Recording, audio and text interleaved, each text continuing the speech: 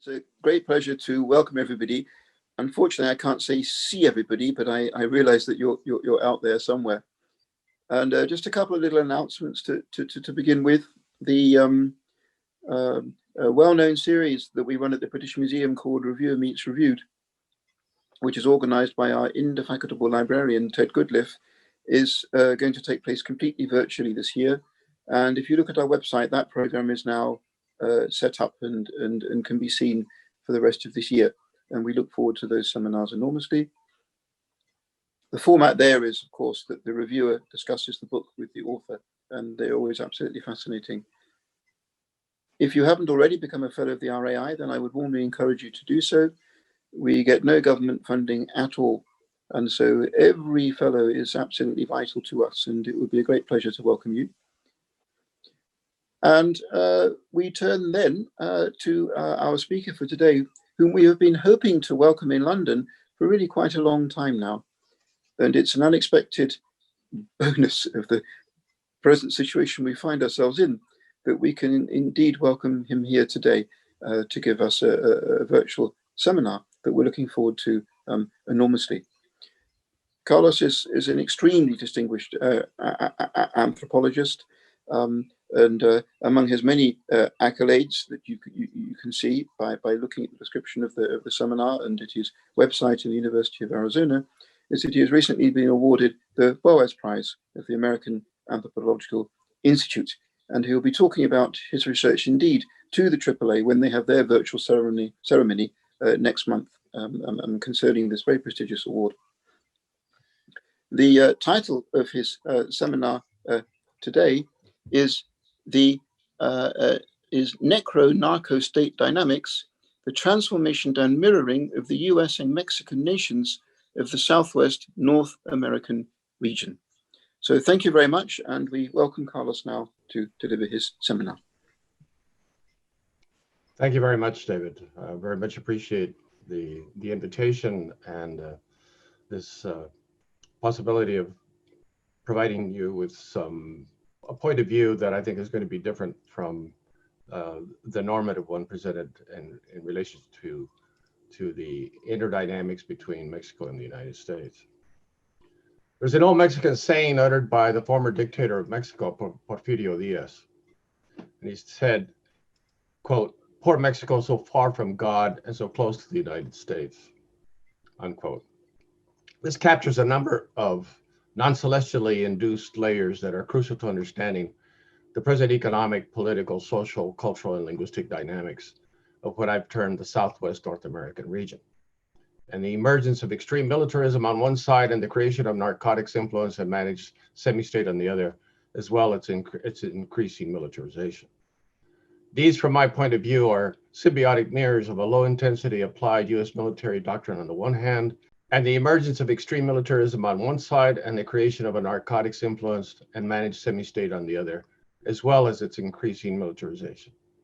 These, from my point of view, are symbiotic mirrors of a low-intensity applied US military doctrine on the one hand, and the creation of an American market-driven web of Mexican criminal nodes that have undermined whatever existing weak civil authority existed in Mexico and replaced it with penetrating networks of cartels that influence and manage political authority. Both utilize violence or its threats to establish this dynamic mirroring and the militarization of the region, and often expressed in the deaths of thousands. Next, please. A bit on the region first. I approach the discussion from a political ecology position, which is basically a way of systematically focusing on the manner in which humans create impositions of production of some sort in a physical environment and its resulting impacts and effects on both, in which power is manifested by emergent building groups in the furtherance of those impositions. This point of view I situate within the long historical political ecology of what I have termed the Southwest North American region, too often reduced to a simple-minded nomenclature of the US-Mexico border. Instead, the region is characterized, as you can see here, by fragile ecologies, continuously exploited available labor, land, natural resources, embedded within a highly diverse and massive physical environment. Normally referred to as the US-Mexico border region, this more ecological-based notion includes the massive transborder geography of a landmass larger than Germany, Italy, Spain, France, Great Britain, and the Low Countries there, and includes the 6 Mexican states of Baja California, Coahuila, Chihuahua, Nuevo León, Sonora, and Tamaulipas, and the 4 American states of Arizona, California, New Mexico, and Texas. But more importantly, this includes the massive interconnecting transborder rivers of the Rio Grande and Colorado rivers, the massive interconnecting Chihuahuan and Sonoran deserts, the multitude of cross-cutting riverine systems, and the almost kissing cordilleras of the Great Sierra Madre and Rocky Mountains, and numerous sub-ecologies like the Madrillian archipelago as shown in figure 1, especially that blue centralized area. On each side of that blue small area are, in fact, to the left, the Sonoran Desert, which we'll have much more to say as we continue in this discussion, and the Great Chihuahuan Desert to its immediate right, also pertinent to our discussions as we continue on. Prior to European penetration, initiated in 1540 by the Spanish Empire, for thousands of years, populations established modes of production and political systems, languages, allied cultural systems, towns and centers, and trade and exchange systems, some stretching from Mesoamerica to this region, many times in contention, conflict, cooperation, and alliances of varying sorts, from confederations to band relations, all changed drastically, of course, with an inundation by the Spanish Empire and the expansions and conquest of Mexico and the region by the United States, and the eventual creation of a highly post-industrialized form of production in the region with all of its attending inequities. Thus, the political border imposed between nations is in reality only 2 grandmothers old, not a perpetual division created magically by either indigenous or European gods. Next, please. Thus, the recent bifurcation can be further appreciated by the following plate of Nogales, Arizona, and Nogales, Sonora in 1997 and 1897. If you look at the bottom part of the plate, that is 1897. On the right-hand side is Arizona. On the left-hand side is Sonora. In the middle is a 60-meter boundary that, in fact, was created as the aftermath of the Gadsden Purchase. And if you see that there are interconnecting roads that are going through, if you look at the top plate, it is, in fact, exactly the same spot. The only difference is you have this wall up in the middle.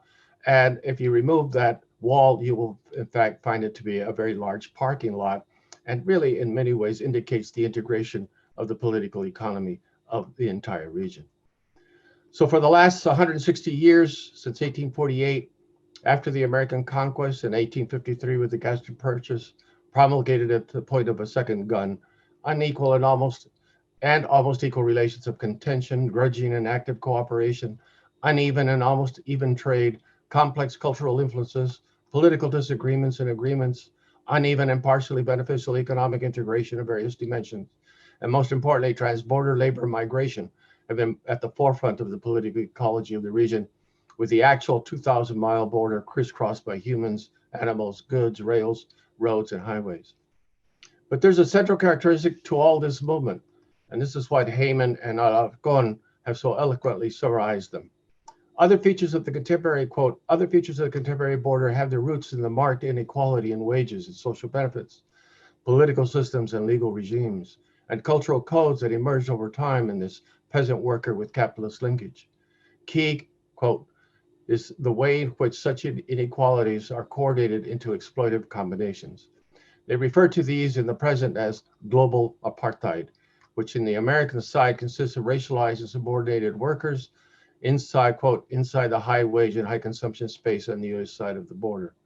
On the Mexican side, populations become sucked into the maquiladora system of assembly plants or await jumping off points to join less egregious conditions to the north.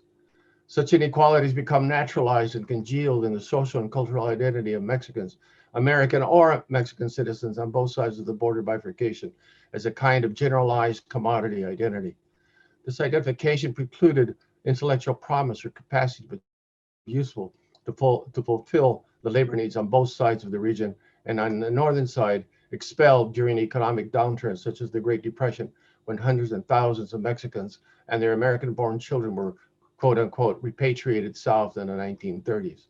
Expelled during Operation Wetback of the 1950s, and which became accentuated in the deportation of millions during the Bush, Obama, and the Trump administrations, as well by vaunted deportation measures, especially quote unquote deportation by attrition, which resulted in the thousands of US born children leaving with their parents to futures often uncertain and desperate. But there are incessant material and labor contradictions tied to this unequal, partially integrated region of economic operations. The first is that since the end of the American-Mexican War and the Gaston Purchase, an extensive unequal transborder economy was established, generally characterized by industrial modes of production in cattle, agriculture, mining, construction, and the services based on transborder labor use and expulsion, curiously known by a normalized term, quote unquote, the elasticity of labor. And there are, of course, myriad examples across the history of the region, but copper mining, for example, will suffice. Next, please. First, consider that in the adjoining states, for example, of Arizona and Sonora, each are connected to an umbilical cord of copper veins, as shown in this plate. But this ecologically, and these in fact are the actual copper veins to different degrees that in fact extend across the border itself. But this ecological commonality then was the basis for the transborder development of copper mining. The ownership until the 20th century was in the hands of American copper companies.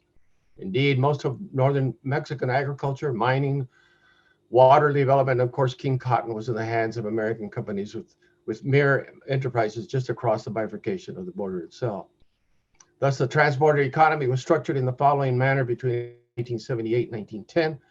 Copper mines in both Arizona and Arizona were owned and operated by Americans like Colonel self-promoted William C. Greene, who owned the Cananea Consolidated Copper Company in the 19th and 20th century. Greene's Consolidated Copper Company owned over 10,000 acres in the Cananea Mountains of the then free zone of northern Sonora, 20 miles south of the Arizona border, and held another 486 acres of timber and grazing lands leased by Greene's Cananea Labor Company. Labor movement in both directions, much of it by contracting labor, became normative, as well as industrial forms of union organizing was extensive, and when not suppressed by a combination of transborder police and military and the use of extra-legal methods, transborder unions had a profound impact on wages, but differentially applied. Mexicans either born in the United States or Mexico could not join craft unions and were subjected to what were termed the lower Mexican rate in comparison to the higher laborers' rate for the same job.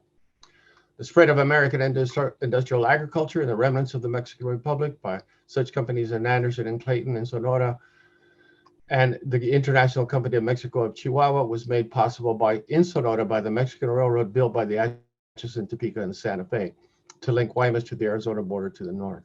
And there are, in fact, myriad examples of this kind of penetration of American capital which created, in fact, an integrated capitalist mode of production on both sides of the border. The result was that the advent of the Mexican Revolution of 1910, American individuals and companies owned 78% of the mine production and its lands, 58% of the oil production, the rest divided mostly among British and other foreign investors, and ownership of the land and subsoil, 68% of plastic factories, 67% of railroad companies, and 72% of all other companies, including retail stores, hotels, theaters, soap, and textile factories. One may certainly conclude from the 19th century, the region was in the hands mostly of American companies and regulating labor on both sides of the border, but with the greatest of inequalities in wages, segregated housing, and differentiated wages according to ethnicity. This industrial format to different degrees has changed over time with the impact of the Mexican Revolution in terms of ownership on the Mexican side, but eventually in the middle of the 20th century replaced by assembly plants along the 2,000-mile border, mostly owned by American and other foreign companies, in which each in the present, at least 50% of the assembled product has to originate in North America. The import cost of which, of course, is made up in lower Mexican wages. The product then is exported to the United States or elsewhere with a value-added tax by the receiving entity. The result is that even called business cycle are transborder, and there's one significant aspect from the 19th century to the present, is that this transborder economy has always been dependent on Mexican labor and border crossing, as the following illustrate. Next, please. This map, for example, includes 3 definitions of the border region, border strip, border area, and the transborder region itself.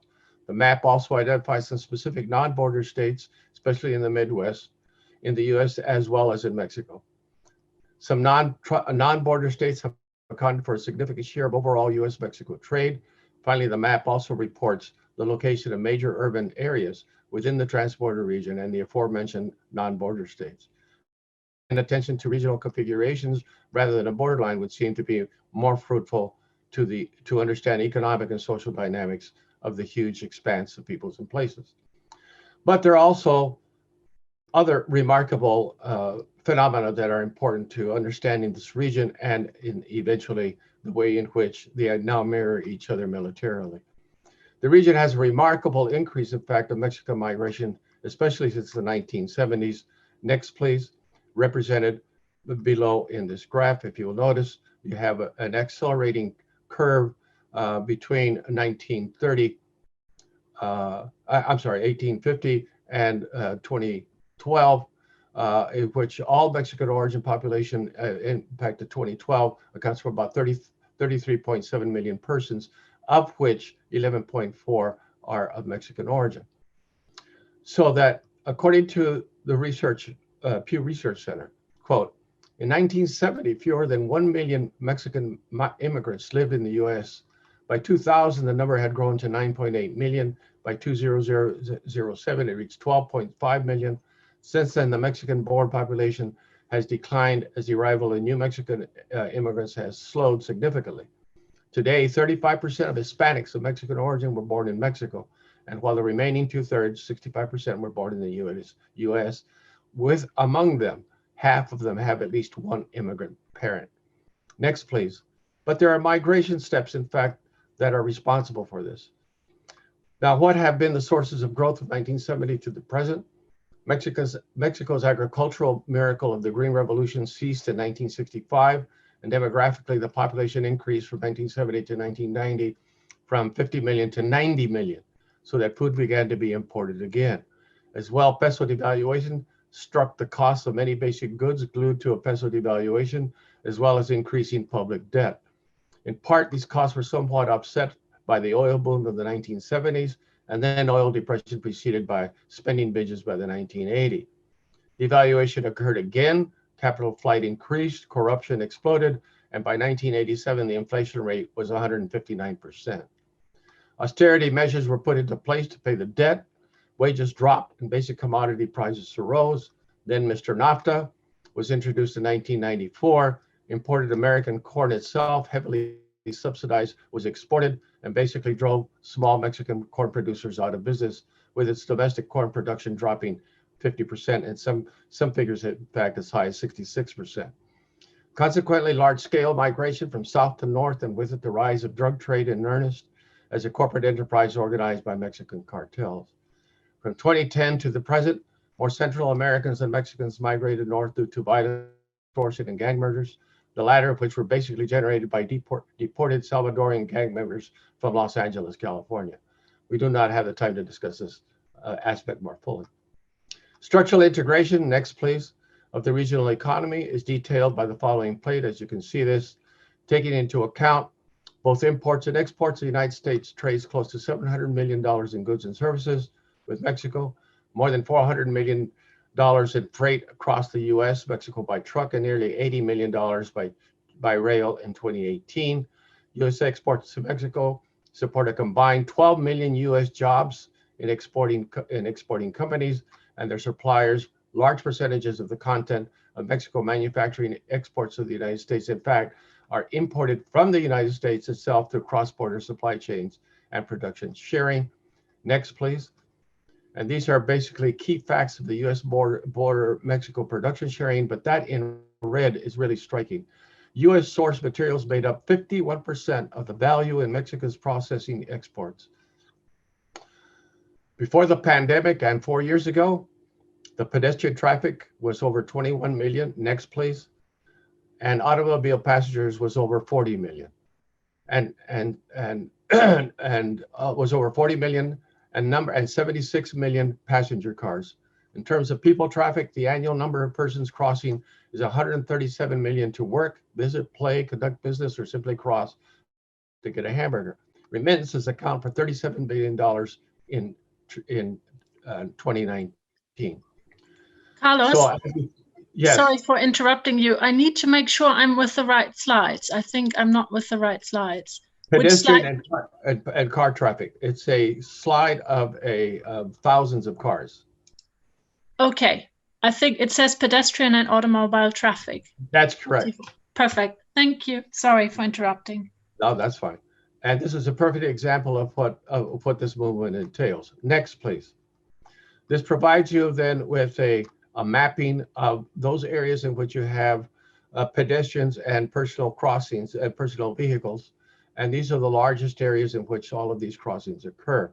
And if you'll notice, next, please, you will see there's a concentration in San Isidro. This is the San Diego crossing of San Isidro, Taimesa, Tecate.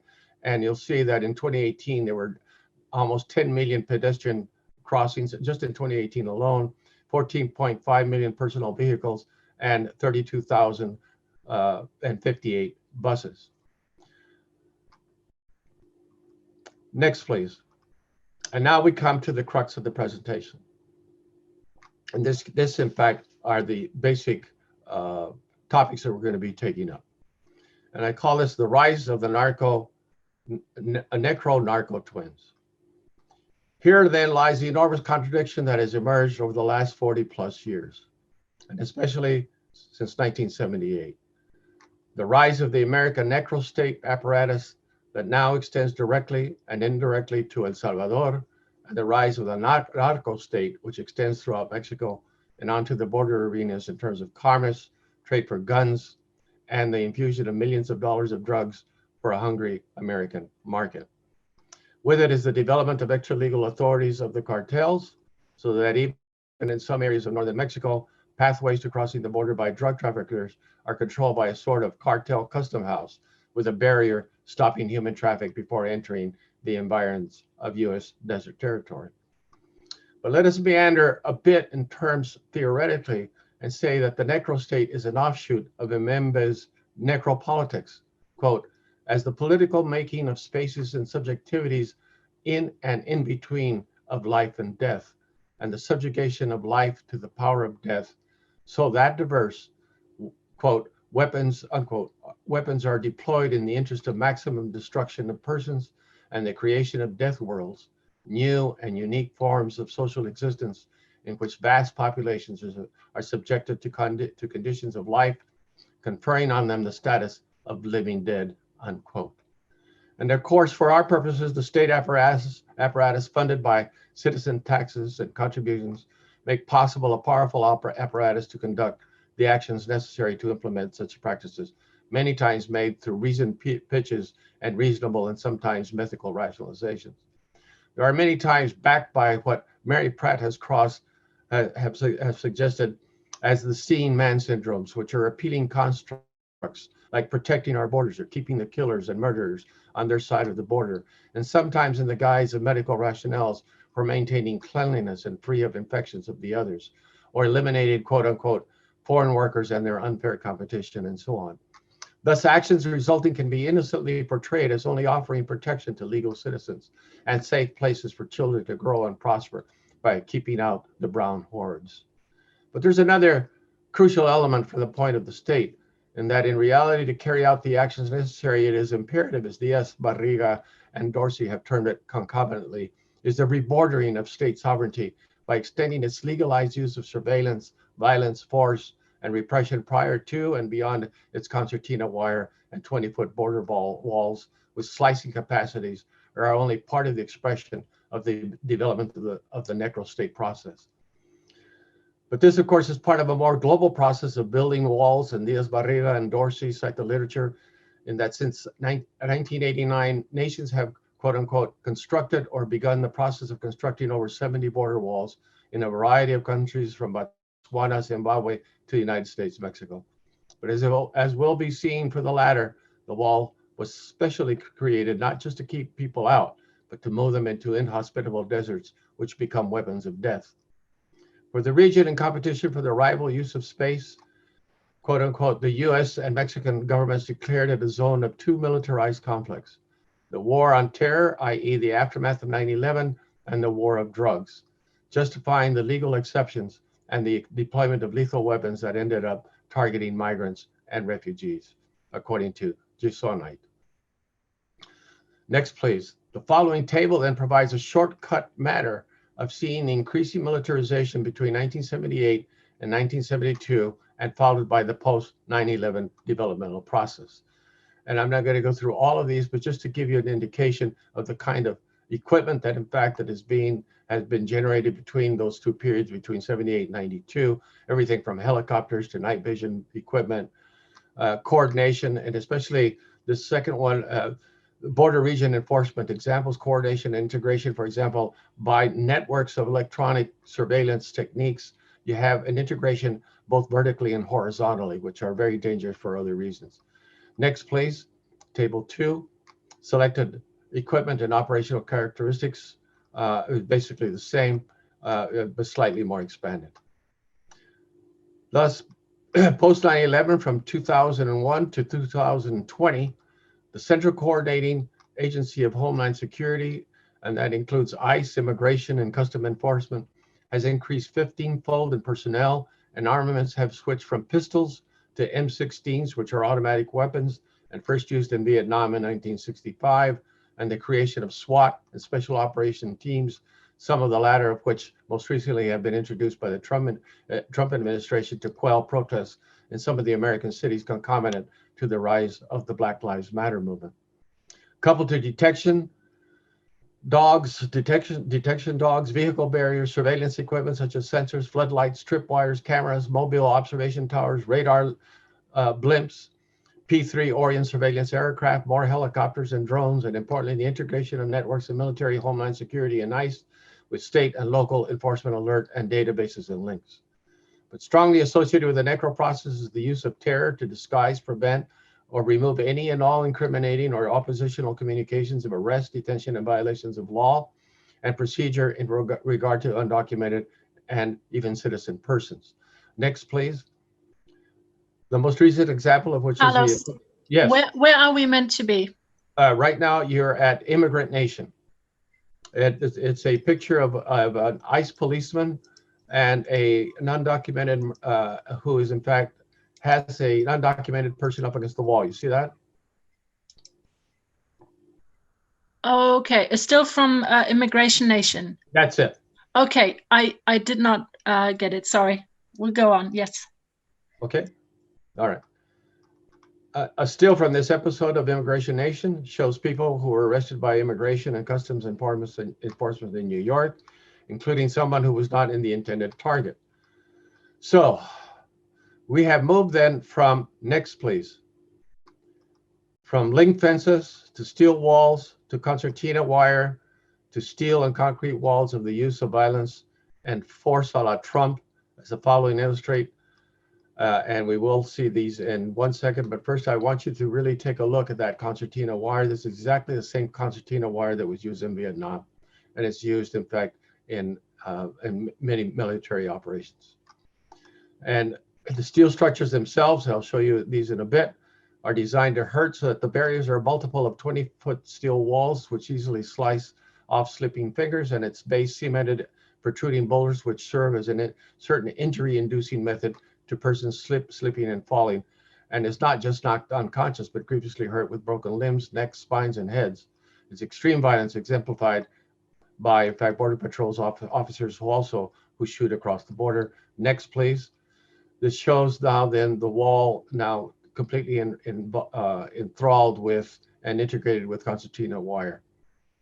These are not only injury producing, but certainly death producing. Next, please. These are an example of Trump's 8-wall prototype that he wanted to introduce, and we'll show you in a bit how Trump's wall became partially built. Haneen, if we can show Trump's wall next, please, the short video, YouTube.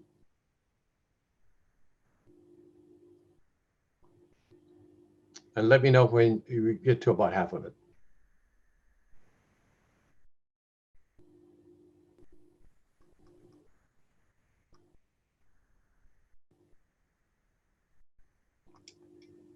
It's running now, Carlos. Thank you. Make sure that you all note the ecological damage that's being induced into all along this area.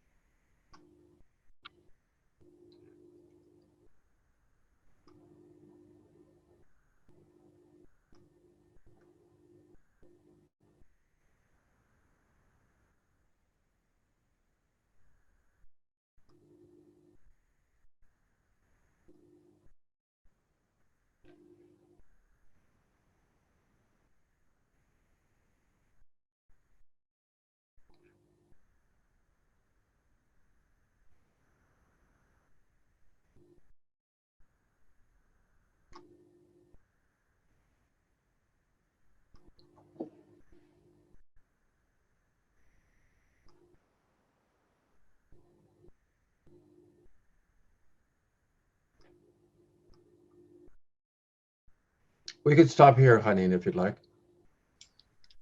Okay, I've stopped. I'm going to go back to your slides. Okay, go to the next slide, which has a figure of 3 soldiers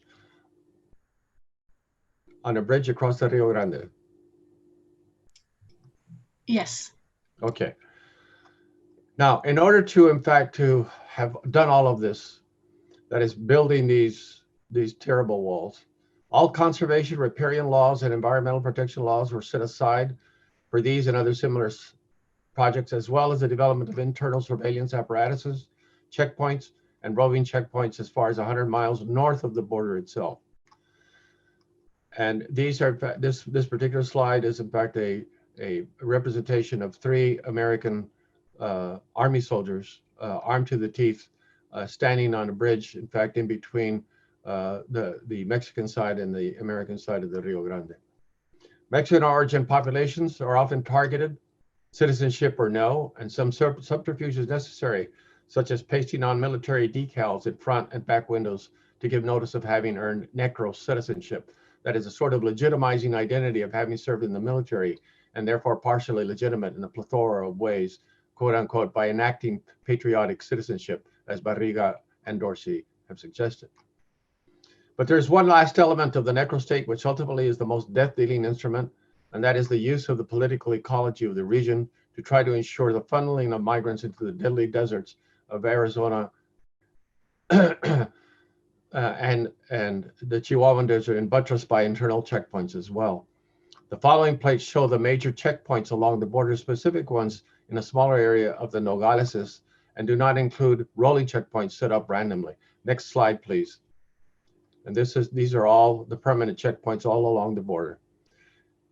And the next slide itself shows is a concentration of around Tucson of roving checkpoints as well. It's almost impossible to drive through any part of this part of southern Arizona without getting stopped. Next, please. This is a slide, in fact, of a border patrol stop 120 miles north of the Mexican border in the state of New Mexico. I took a picture of this, and what it shows is a kind of declared success on this sign that says basically almost 3,000 alien removals and 8 million pounds of drugs were captured along the border by such checkpoints. Now, the hardest part for me to do is, in fact, this next portion. Necro state violence, prevention through detention. Next slide, please. The primary tool for the policy of prevention through deterrence is the use of the Chihuahua and Sonoran deserts as weapons for the funneling of northbound migrants. The policy itself, initiated in 1994 by the Clinton administration and created by the Sandia Laboratories, a subsidy of Lockheed Martin, was first drafted in 1993. Within this policy of deterrence were various measures for its efficacy, and one indicator, according to the U.S. General Accounting Office, were, quote unquote, the deaths of aliens attempting entry, which, if successful, would result in an increase, unquote. And it was, and minimally, as you can see here in this representation, about 7,236 deaths between the fiscal years 1998 and 2017, and more than likely twice that. So all those splotches in red are in fact persons who have been found after they have died by dehydration, thirst, you name it. Or here, represented in the next slide, please, by Jason de Leon's toe tags exhibition of deaths through the Sonoran Desert, with 3,200 tags, manila colored, identified, and the orange unidentified. So you have thousands of young people, mostly young people, in fact, who have been found in the desert, many of whom have not been identified. And this part of the killing grounds, next please, of the Sonoran Desert is Bird Nest Hill, where 23-year-old Roberto Sunon was found face down, nearly mummified and leached out, with his eye sockets filled with mud and insect carapaces, so that 100,000 square miles of desert, or almost 260,000 square kilometers of desert, with 120-degree heat and no water is like a giant howitzer of a caliber larger than Great Britain and half of Europe. Next, please. And finally, this is Roberto and his wife, Cari, in Guatemala a few months before his death. He is the young man that was found at Bird's Nest. As you can see, Roberto, in fact, was a barber, had his own business. He decided to expand, so he decided to go north and never made it, and left his wife and newborn child. The twin, the narco state military apparatus. The cartels are mostly responsible for an American market drug trade for people who use drugs in the United States and who spent on the order of $150 billion on cocaine, heroin, marijuana, meth in 2016. The marijuana market is roughly the size of the cocaine and methamphetamine markets combined, and the size of the retail heroin market is now closer to the size of the marijuana market than it is to other drugs. Thus, the cartels account for a sizable amount of foreign currency earnings from those sources alone and controlled by changing configurations of cartels. Next, please.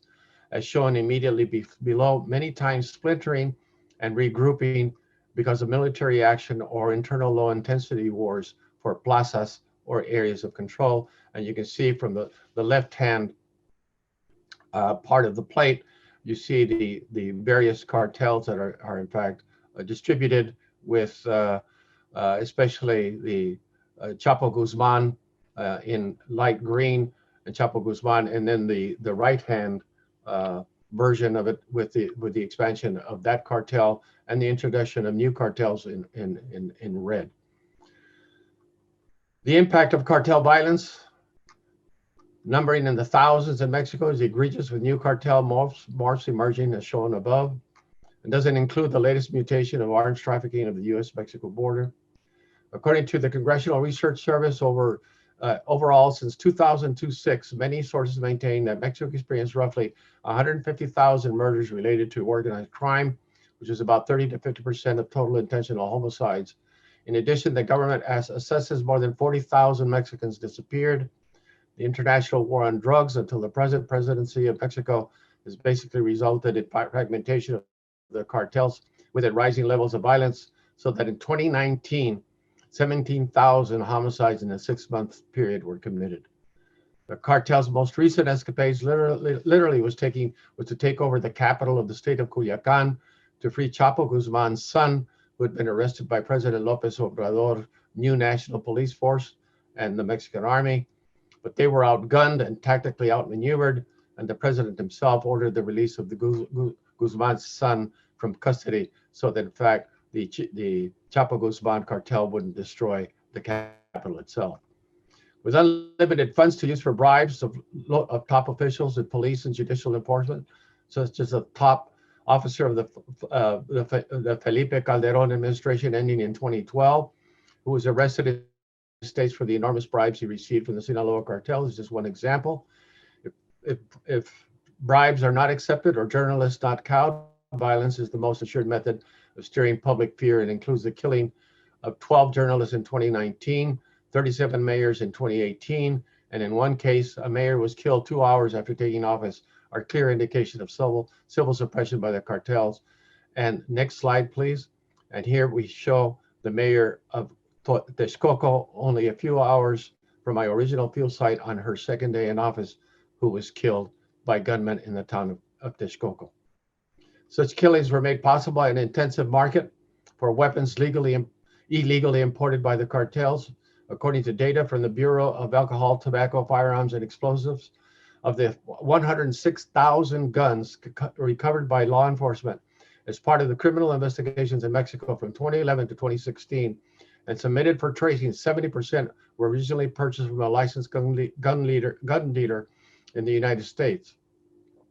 These U.S.-linked guns likely represent only a fraction of the total number of guns that cross the southern border, as they only account for those guns that were recovered by law enforcement during a criminal investigation submitted to AFT for tracing. Other estimates suggest that close to 213,000 firearms are smuggled across the U.S.-Mexico border each year.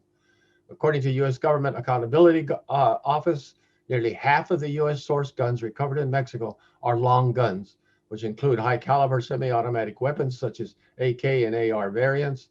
This is a concern for Mexican law enforcement, who have reported that assault rifles have become the weapons of choice for Mexican drug trafficking organizations, part because they can be easily converted into rifles.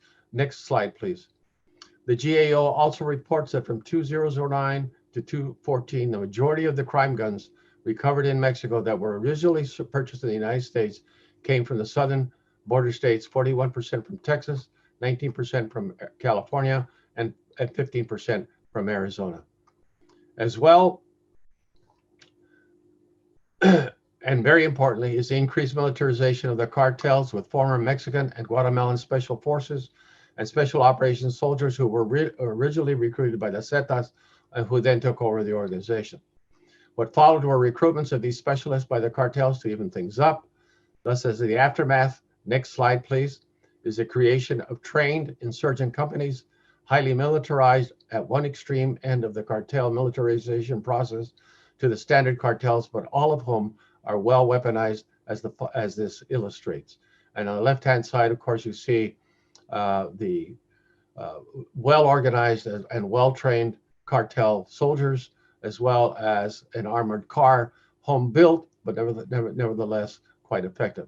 On the right hand, you will see, in fact, a cartel member of this particular cartel, very well equipped with an AK-47, as well as with armored vest and usual other parts and accoutrements, including radio communications. In response, both the Mexican Army and Navy have been engaged in cartel suppression, but the former is often tainted by corruption.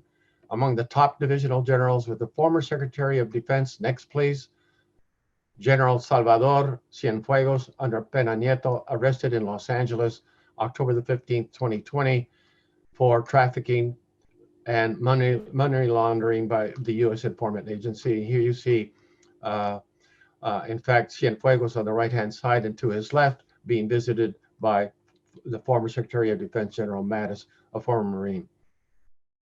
Mattis, of course, had nothing to do with what Cienfuegos did. The Navy, although having a small Marine infantry complement and special operations group, have been very successful until recently when they were pulled from active operations, leading some to believe that they were too successful and uncorruptible. Next, please. However, there's also an added fly in the ointment, and that is both Army and Marines have been involved in extrajudicial killings, with the latter less so. Thus, like many counterinsurgency operations, these for the long term fail due to civilian suppression and violence. But as disconcerting for the long term is continued and now budgetarily supported militarization of the Mexican state itself. To combat corruption, seaports and customs crossing points, as well as the customs at airports, were all moved under the control and supervision of the military. And according to a recent report, quote, nowhere has the role of the Army grown more than in construction. The addition of the New Mexico City Airport, the Army is building 150 barracks for the National Guard and 2,700 new branches of government-run banks across the country to distribute the president's social benefits. Once the airport is finished, the Army will be tasked with building two large sections of a planned nearly 950-mile tourist train in the Yucatan Peninsula that is expected to cost $6.3 billion. As well, next slide, please. The national defense budget of the public sector has increased dramatically, with others much less so. And you can see that, in fact, it shows the increase in military expenditures for national defense, which is, and if you look at education, it's only a very slight increase itself. But there's another budgetary issue that arises, and that is that revenue accrued from seaports, airports, projects, and other military-run enterprises circumvent the general budget and go directly to the military itself. In this manner, the private sector is ruled out, and the military steps in to initiate, develop, and manage and become fiscally responsible for all of these arenas. So let me conclude. Next slide, please. The Necro state, militarization, and economy. Thus, the narrative has provided a point of view that there has been a devolution of marrying process in which a narco state apparatus has most recently been at the forefront of what we consider our most serious structural adjustments, in which the U.S. has to greater degrees integrated a regional low-intensity strategy for the region, including the many elements discussed and expanding under the present administration and its counterpart drug-infused polity of Mexico, with itself promulgating a similar low-intensity strategy of war against drugs, with one most serious consequence, the recruitment and integration of the same strategy among cartels. The criminal involvement of state governors with the cartels and other criminals reflects the extent of corruption into the layers of government and across parties in Mexico. 20 former state governors, many from long dominant institutional Revolutionary Party, were under investigation or in jail in 2018. Over the 6 years of pre-President Peña Nieto's term, Mexico fell 32 places in Transparency International Corruption's Perception Index. But there's not a sector that is not left untouched in one manner or another. So that it is possible that is only one step to two-step process to connect with the connection and the laundering of money through banking mediums is extensive, as well as the purchase of legitimate business, and especially so in the hotel and service sectors. Next, please. And of course, as an anthropologist, I also always have to include a bit of ethnographic detail. Consider the following bourgeois party conversation attended by friends and myself in a major seaport city while sipping wine. And Ted, please pay attention to the next part. And here we go.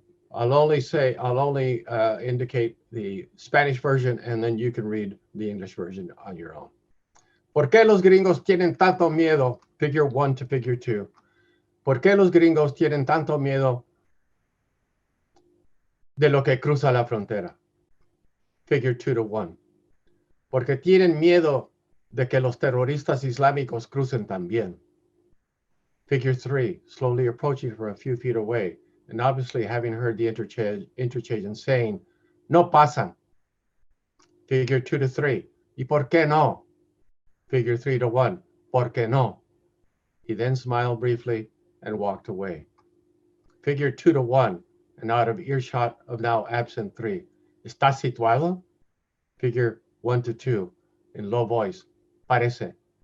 Figure 2 turns away and nods, and almost imperceptibly, and sips on his Cabernet Sauvignon.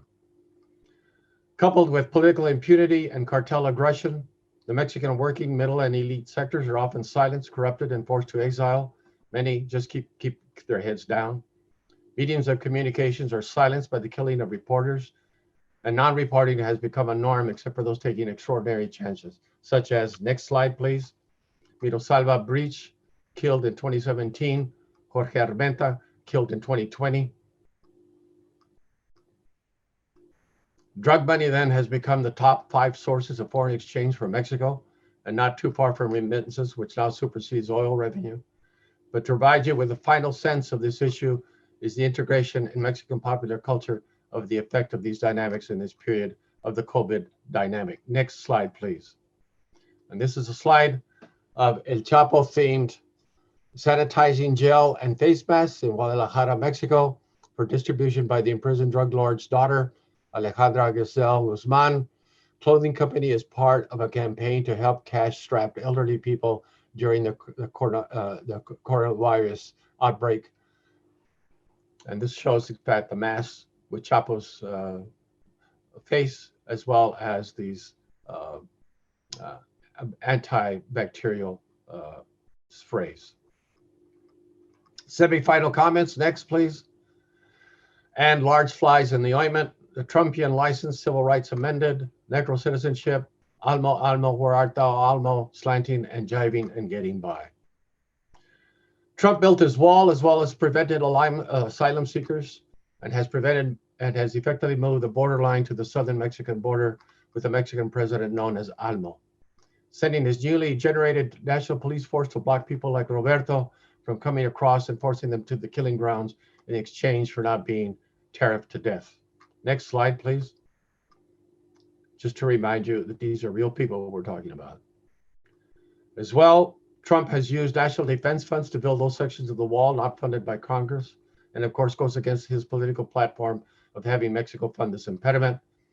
But as importantly is the creation of tenuous civil rights as the aftermath of both congressional and presidential efforts that resulted in the following, according to the American Civil Liberties Union. In 2008, the American Civil Liberties Union described the U.S. border as, quote, a constitution-free zone, referring to a 100-mile wide strip of territory around the external boundary of the nation, within which Fourth Amendment protections against random and arbitrary stops and searches by law enforcement officials do not apply. According to the ACLU, 197 million people residing in this zone, roughly 2/3 of the US population, are subject to administrative stops by the Border Patrol or other federal authorities for the purpose of guarding the nation's borders from security threats. The inland checkpoints where the Border Patrol conducts administrative stops and searches are mostly clustered around the southwest borderlands of Arizona, California, and Texas, but are also found along the northern border in Washington state and could in principle appear anywhere along the US land or coastal borders, unquote. And certainly do continually appear even in the most northwest eastern states, especially Vermont and around its maple producing groves and dairy farms where Mexican and Guatemalan workers and families work 7 days a week and are largely cloistered and having food purchased or delivered by delivery trucks to avoid checkpoints and even casual trips to the store. But further is the extenuation of amended civil rights abused citizens and having to rationalize their legality of some kind of Necro citizenship of full identity as veterans or children or their children thereof, and have military insignia plastered on their automobile bumpers and windows to ward off border snoops. So where does this leave us?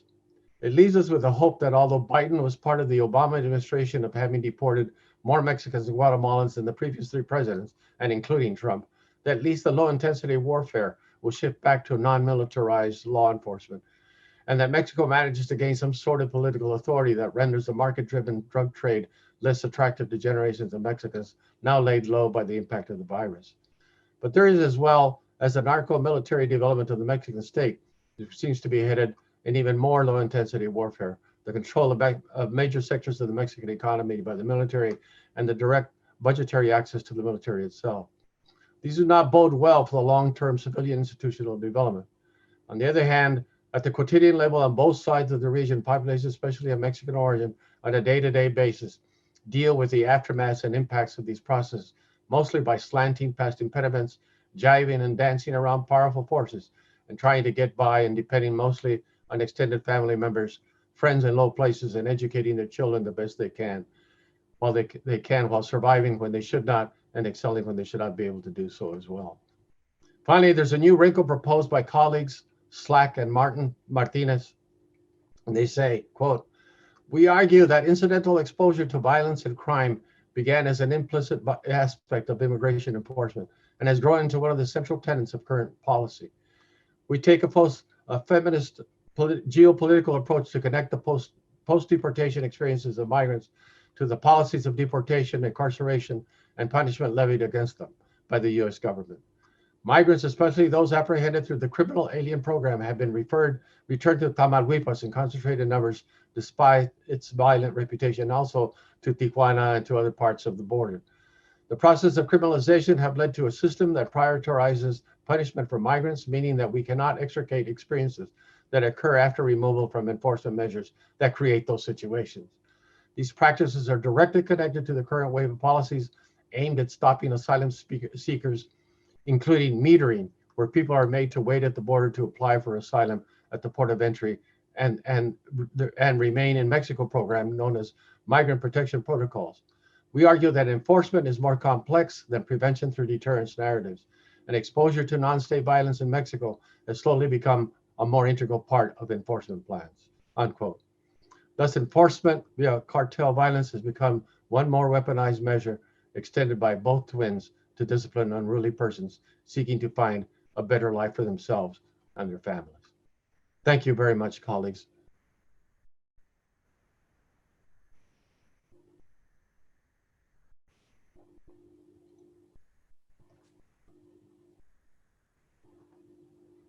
Well, thank you so much, Carlos, for an absolutely fascinating paper, one that, of course, made us all think very, very carefully, but at the same time had an immense amount of information that we can actually build a solid perception of what's going on.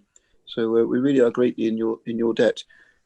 Just whilst other colleagues who are watching collect their thoughts, could I just ask a couple of points? The first one is,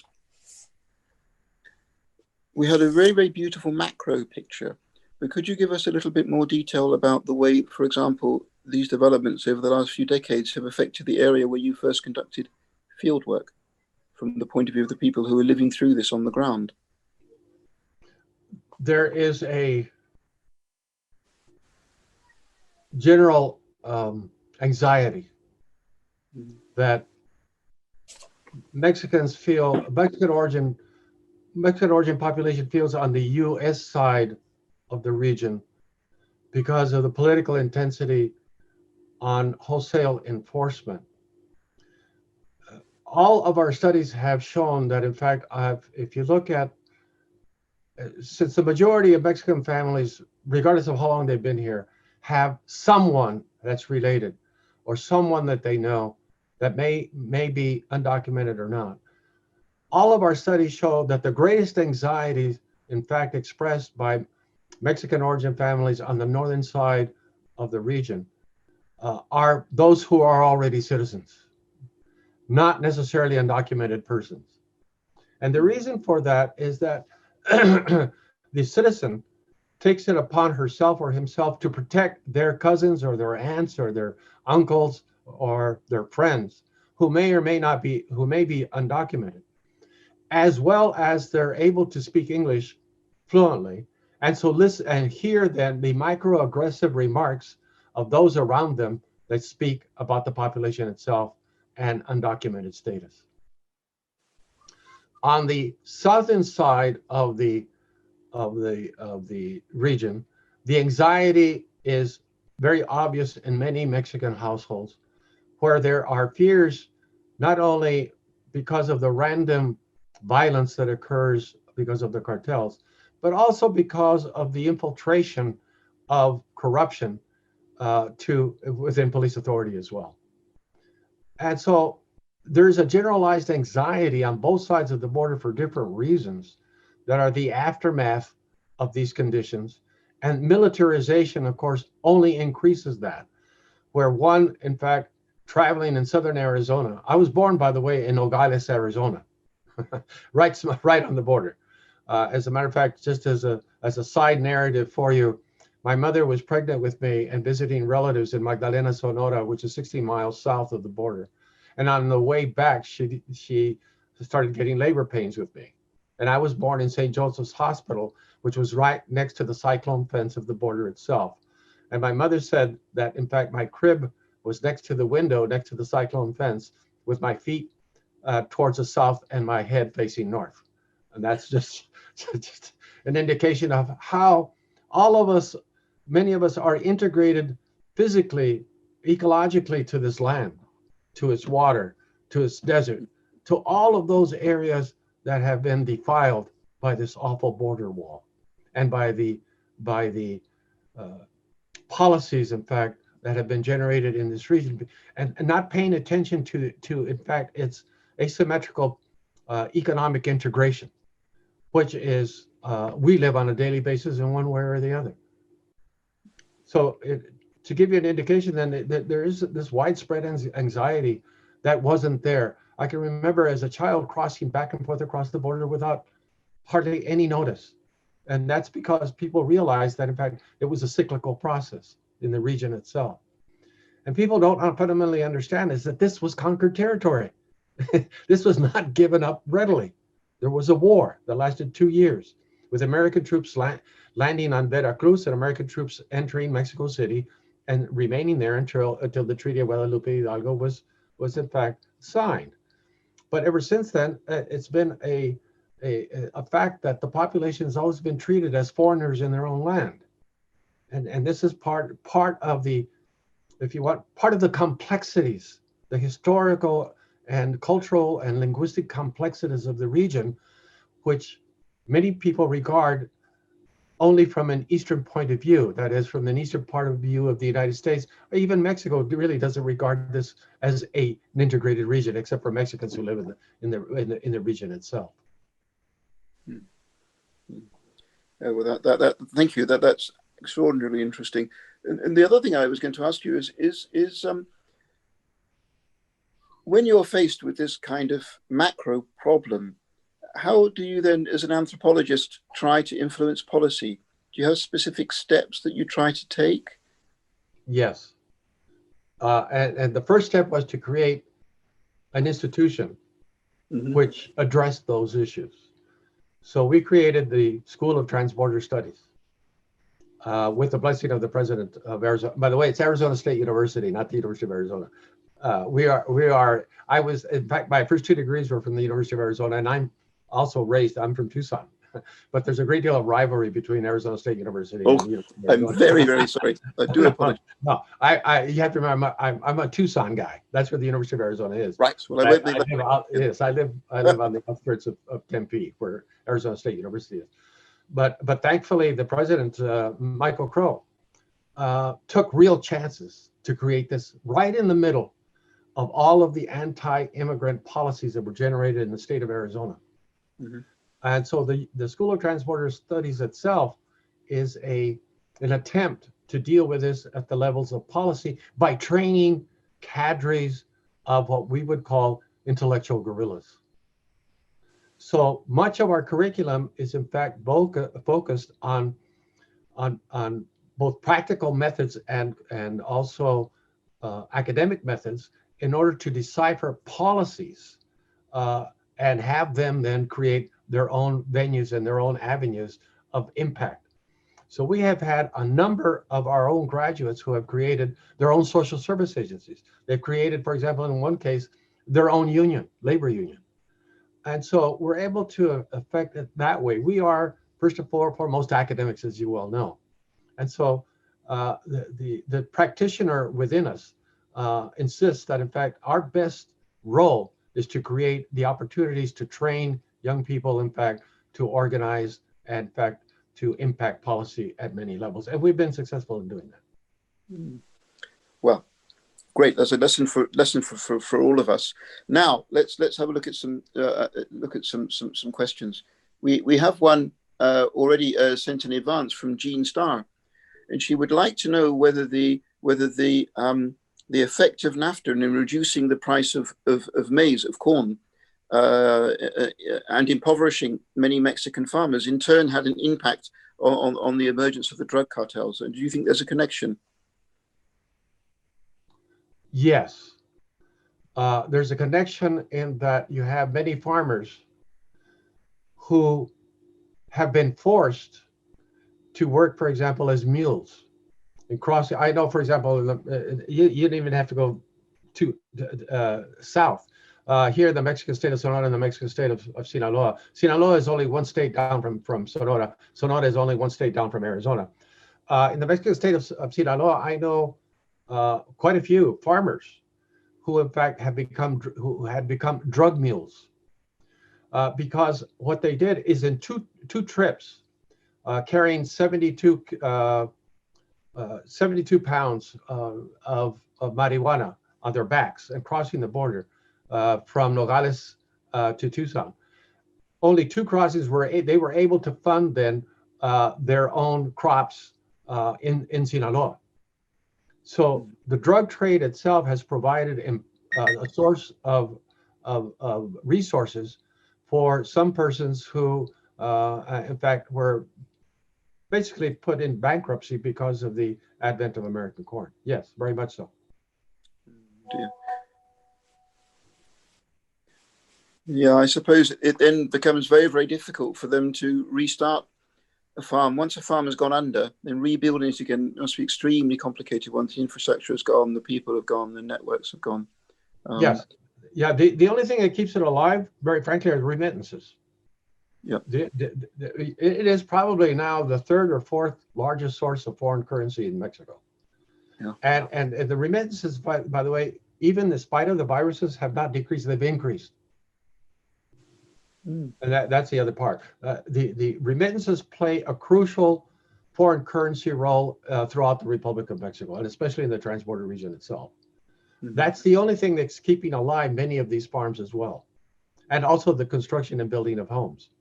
But there are also an awful lot of those homes that are empty now because of the tightening of the border itself. They can't get back across. Oh dear. Well, let's bring in some more colleagues. Good evening, Mark. Mark Jameson sends a question, and he says, "Thank you. That was fascinating." And he asked, "To what extent are these processes initiated by the cartels? Militarization, threats to and influence over journalists, police and state officials, control over civilian processes, etc." So Mark says, "To what extent are these processes spreading southwards into Central America, would you say?" And Mark says he's particularly interested in Nicaragua, where he works, but he would be very interested in any comment you have about them moving further south. They have already. The cartels have moved into Guatemala. And the reason for it is that things got a bit too hot because of the Mexican Marine Corps. The Mexican Marine Corps was highly effective for many, many years until and I suspect that they became too effective. The Peña Nieto presidency was probably the most corrupt of all of them.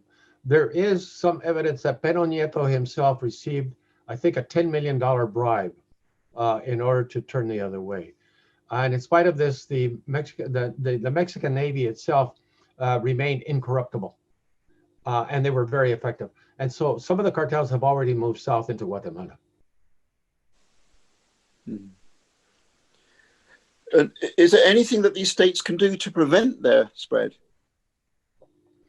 Well, frankly, the only long-term solution is to remove the market, right, in the United States. That's a long-term solution. But the architecture for that market is not just one of people taking pleasure drugs. Heroin especially is the new drug of choice. It used to be the drug of choice during the 40s and the 50s. But in the 2020s, heroin now has made even a greater impact, and especially in rural areas of the United States. From New Mexico to Vermont. In the rural areas, heroin has in fact displaced marijuana. And that very much has to do with the anxiety and psychocultural state of many rural communities in the United States. As well as there is an underlying, there's a real health pandemic, not just because of the virus, a mental health pandemic both in the cities as well as in rural areas in the United States. And heroin and drugs seems to be the drug of choice to alleviate some of those psychological anxieties. Yes. Ooh, well, Joy Henry, good evening, Joy, asks the wall building process. It looks as if it was really speedy. How much has been done already? And what proportion of the border? And she says it looks positively medieval. Yes, it is. It is medieval. You know, Mexicans on both sides of the border are a mischievous lot. Already, these buttresses have already been undermined, because you have to remember these walls go 6 feet down. Well, that's only 6 feet. If you go down 8 feet, you can get past it. So these things have already been, violated. In addition to which, some Mexicans have taken upon themselves to create a new junk market by slicing off parts of the steel walls and making them part of the junk trade in the Mexican states of Sonora and Sinaloa and other parts of the state. So the wall itself seems to have become a metal resource for some of for the junk business in parts of Mexico. However, the unfunny part about it is the damage ecologically. The damage ecologically, I think the total, I'm not sure about the total number of miles now that have either been repaired, because there was an awful lot of part of the barrier itself that in fact were in decay, and some of those have been fixed up. So I think it's about, if I'm not mistaken, about 400 miles of new wall or less. I'm not sure yet, but it's not all the way across the border, and it won't be all the way across the border. There are some places in which it's physically impossible to do so. But presumably also the damage to animals is very great, because they're migratory paths. Yes, yes, especially the cat families, pumas, mountain lions, bobcats, as well as coyotes, wolves, the canine species as well, and of course turtles. Turtles are very much put into play, and then of course just the entire ecosystem itself. The ecosystem itself is reliant on limited moisture, but all of the adaptations that in fact have been generated over thousands of years have been interrupted by some of these walls as well. So yes, there's real ecological damage. Mm. Mm. Well, Jeanette Edwards, yes, good evening, Jeanette. Would like to say thank you, Carlos. This is a harrowing story, and the interdigitation of the Necro and Narco regime seems unassailable. And she says there seems to be no hope for change, but is there? Sure, there always is. There always is. We've got to take care of the health issues in the United States. The health issues and the class issues have to be taken on, and the racial issues in the United States have to be taken on. All right, there no other solution, but the class and health issues must be resolved. Jobs and all the rest. Globalization did impact heavily many of the states in the United States and created a great deal of unemployment and a downturn in salaries and wages. Now, there are some sectors of the United States that did benefit from globalization, no doubt about it. But there are many sectors, especially in the automotive area, that suffered greatly as well. There are old industries, for example, the carbon industry, the coal industry. These suffered greatly, but the fact of the matter is they contribute to pollution. So we have a series of very complex issues in this country that have to be resolved. They can't be ignored just by a kind of Trumpian approach to the economy. You can't do it that way. Why? Because in fact, you've had a smaller proportion of persons in the United States having the greater proportion of wealth. And in fact, a larger percentage of Americans, in fact, have become poorer over the last 20 years. There's no doubt about it. And this has occurred in almost every other country as well. Globalization impacted differentially. And that's what we have to understand. And we're paying the piper for that.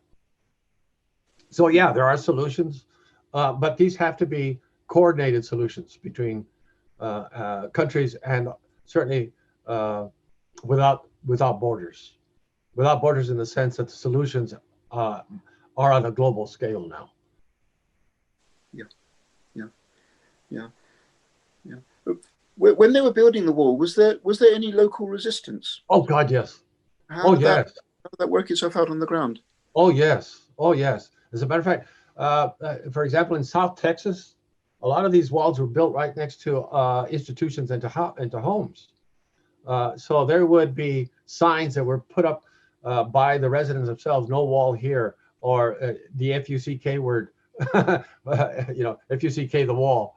Yeah, a lot of protests, a lot of meetings, and they were able to move the wall further south, not into Mexico, but further south than what it was. And also they built impediments. They built a lot of vegetation so the wall wouldn't be seen. So yeah, there was a lot of protests, especially in South Texas. Absolutely. But obviously none of it was effective because presumably they used federal powers to build it rather than provincial powers. That's right. Yeah. So they were, yeah. Well, that's why you had a Republican president with a Republican Congress, and a Republican Senate, and that's changed, and probably that'll change drastically after November 4th. Sure. Joy would like to ask about journalists because, of course, yeah. Joy was our colleague. Joy was, of course, herself once a journalist, and indeed, she writes that she actually wrote a story from the Mexican desert at one point when she was much younger. But she asks, could you explain more about the journalists and who? How do we understand what KIA means? Killed in action. Okay, so it's nothing to do with being a journalist of any kind. No, I use killed in action because of the war against journalists. Right. Right. It's my Right. way. It's my way of indicating that this is not normal. Right. Right. Right. Well, we have a few minutes left. If any of our colleagues would like to send in a question, please do. But just whilst you're thinking about that, could we go to the contemporary situation and think a little bit about the COVID-19 and the lockdown? Because we've had a whole series of COVID-19 seminars that were really, really interesting.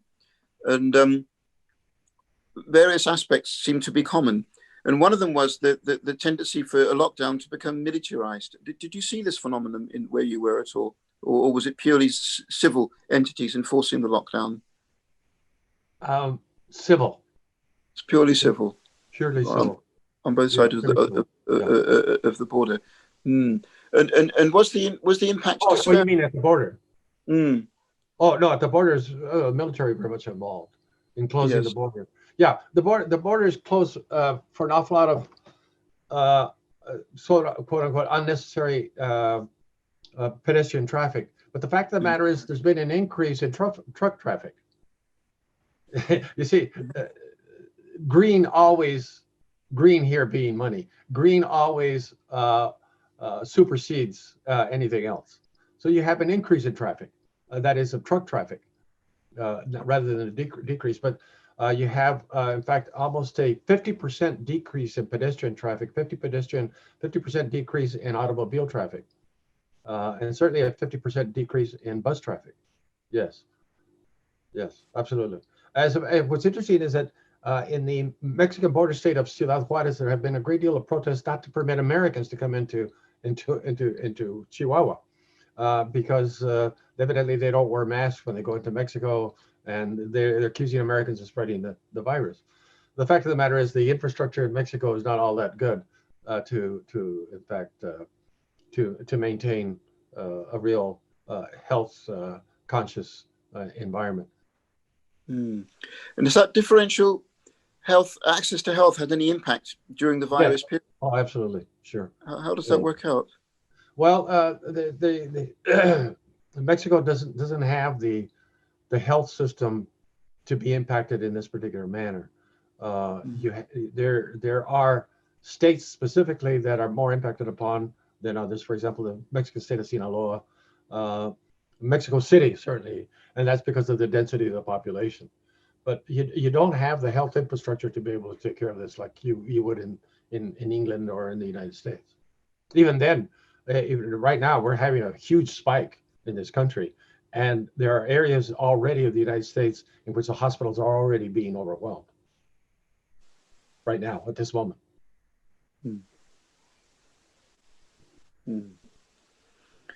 So locally, in this border context, there isn't that much resistance to the lockdown.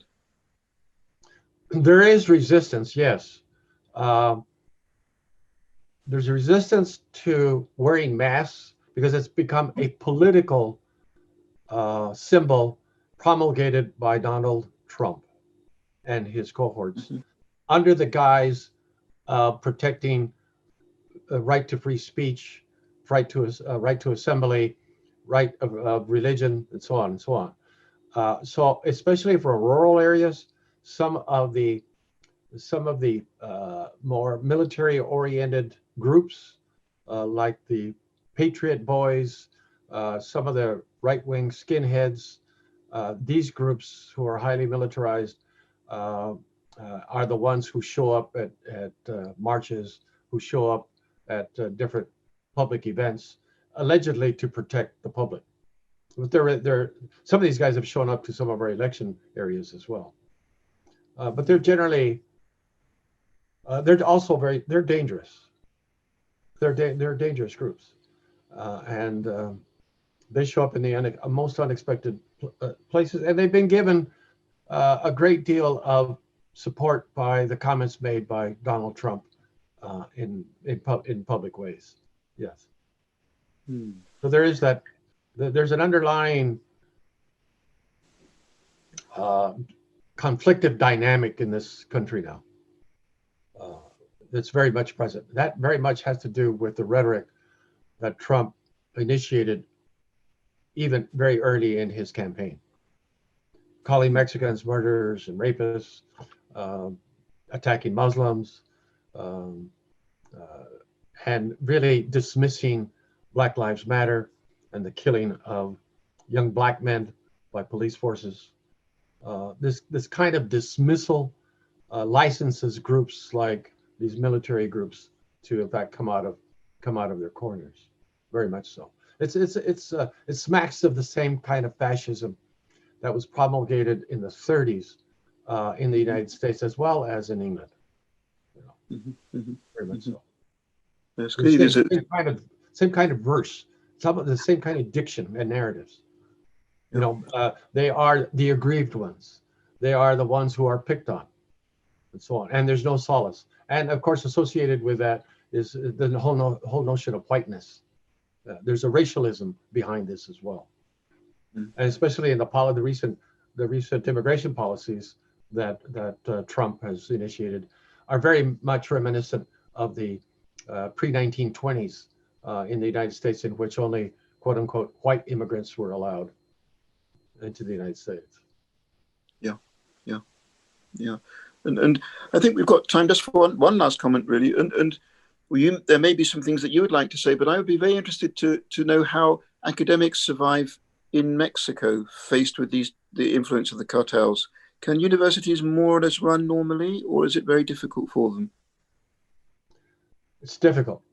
It isn't the cartels so much that, although there have been occasional murders on campuses, certainly one of the finest technology universities in Mexico, in Monterrey, was greatly affected by the murder of 2 students by police forces who were protecting cartels. It isn't a direct influence, but it's an indirect one in which political groups may very well be influenced by cartel wishes. And that's part of the formulaic of the architecture behind civil institutions. They're always around, and people have to walk on eggshells about what they say or what they don't say, and how loud you say it. At the quotidian level, a lot of Mexicans have to live this way. But academics have to be careful about the studies that they do. For example, anthropology has been greatly affected fieldwork. Fieldwork is almost impossible to do. And that's because you go into a rural area, you don't know what you're going to meet. For example, my wife and I were doing some workshops, some ethnographic workshops in the Mexican state of Sinaloa. By the way, that's where the Sinaloa cartel resides, is in the Mexican state of Sinaloa. And we had made arrangements through our academic counterparts for us to visit a particular town and right along the coast to conduct field research and in order to teach students. So we went on 2 buses, we got there, we disembarked, we started walking about, and then all of a sudden 2 motorcycles started coming around, circling us, checking us out. And then we noticed them for a while. We kind of ignored them. And then as we were doing a kind of scoping walk, there was this huge 3-story home next to the village, huge, it looked like a castle. And there were parked motorcycles there. Well, obviously they belonged to the local capo, right? And so he had sent his motorcycles out to check us out. So we did our field work, we conducted our field work, and there was no trouble, except that about 30 kilometers away, there was an ambush of an army military convoy that was transferring a captured assassin to jail, or no, to the hospital, because he was in an ambulance. And they ambushed the convoy and killed 16 soldiers. That's about 30, 40 kilometers from where we were. Wow. So you have to watch what you're doing. Well, quite. Well, thank you. That's an extraordinarily vivid note, a powerful note to finish our fascinating seminar on. So once more, thank you from all of us at the RAI. Hanine and Emma, would you like to wave a goodbye? Thank you very much for your assistance. And And Carlos, we hope very much indeed when this terrible time is over, we can have the great good fortune of welcoming you here in London. That would be for us I a would great like, pleasure I and would like that privilege. very much. I'm working on some other things you might get interested in. Oh, many, absolutely great. Thank you. Thank you very much once more, and good evening or good morning, wherever you are. Right. Thank you.